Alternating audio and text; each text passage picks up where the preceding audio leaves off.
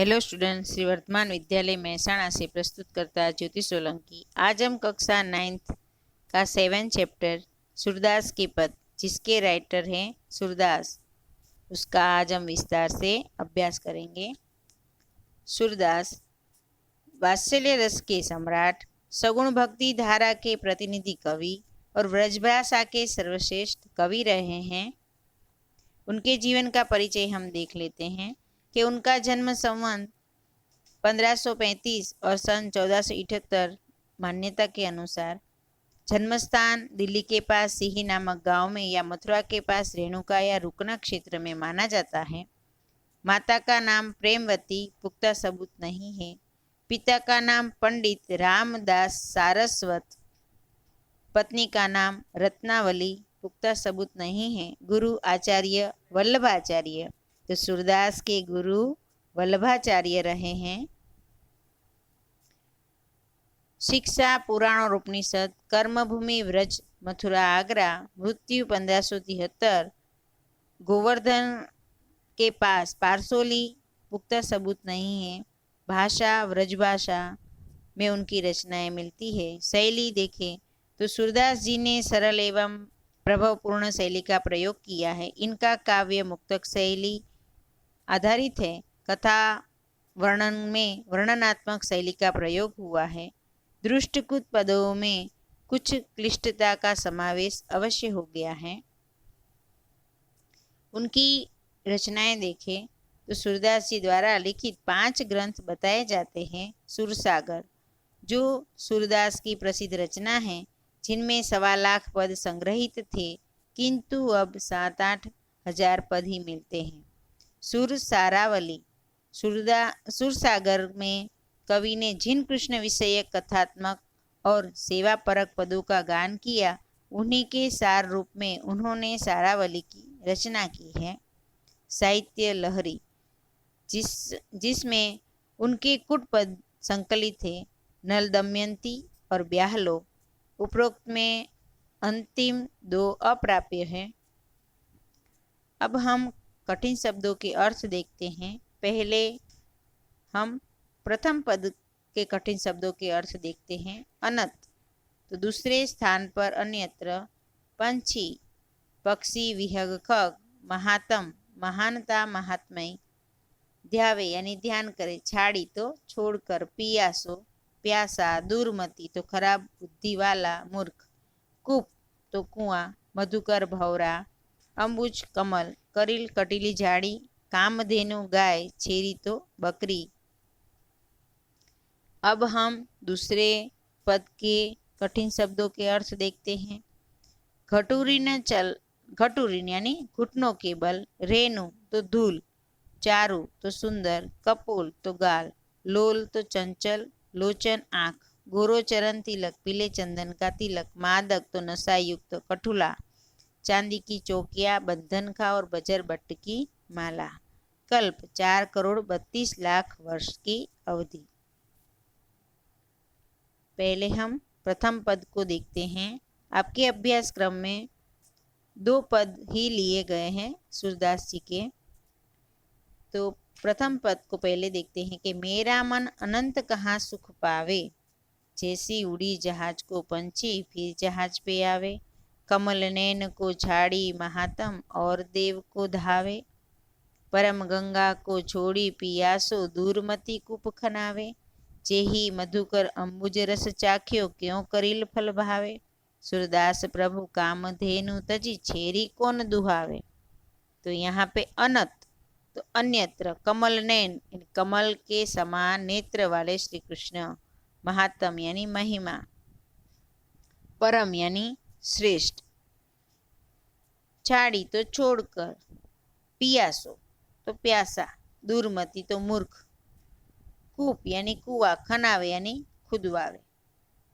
मेरा मन अनंत कहाँ सुख पावे। जैसी उड़ी जहाज को पंछी, फिर जहाज पे आवे। तो सूरदास जी कहते हैं कि मेरा मन श्री कृष्ण के सिवाय और कहीं सुख नहीं पाता है। जैसे जहाज का पंछी जहाज से उड़कर पुनः जहाज पर आता है, उसी तरह मेरा मन अन्य देवताओं के यहाँ से भटक कर फिर श्री कृष्ण के चरणों में लौट आता है। कमल नैन को छाड़ी महात्म और देव को धावे। कमल के समान नेत्र वाले भगवान श्री कृष्ण परम गंगा को छाड़ी पियासु दूरमती कूप खनावे। दूरमती यानी मूर्ख, कूप यानी कुआ, खनावे यानी खुदवावे। कमल नयन श्री कृष्ण की महिमा छोड़कर वह अन्य किसी देवता का ध्यान कैसे कर सकता है। यदि कोई प्यासा व्यक्ति पवित्र गंगा जल को छोड़कर अपनी प्यास बुझाने के लिए कुआं खुदवाएगा तो उसे मूर्खी कहा जाएगा।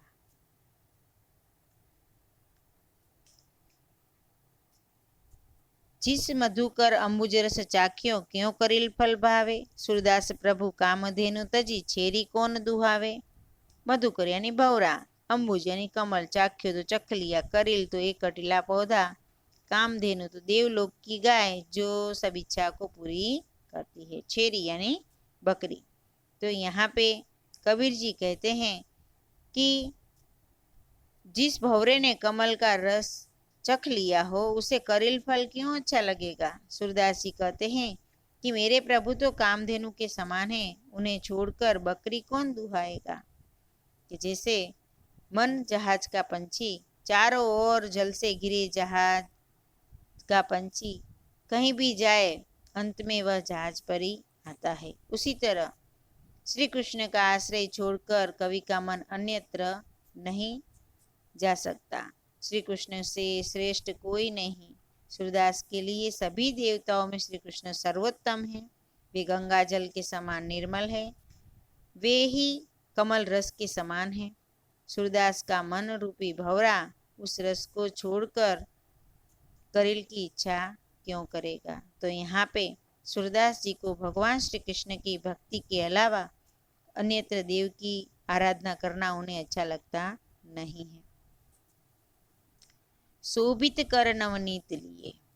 खटूरी ने चलत रेणु तन मंडित मुख दधी लेप किए। चारु कपोल लोल लोचन गोरो चरण तिलक दिए। लट लटकनी मनुमत मधुप गन मादक मधुहे पिए। कठुला कंठ व्रज के हरिनख राजित रुचिर हिये। धन्य सुर एको पल इहि सुख का सत कल्प जिए। शोभित कर नवनीत लिए। कर यानी हाथ, नवनीत यानी मक्खन। खटूरी ने चलत रेणु तन मंडित मुख दधी लेप किए। खटूरी घुटनों के बल, चलत यानी चलते हुए, रेणु यानी धूल, मंडित तो सुशोभित, दधी यानी दही।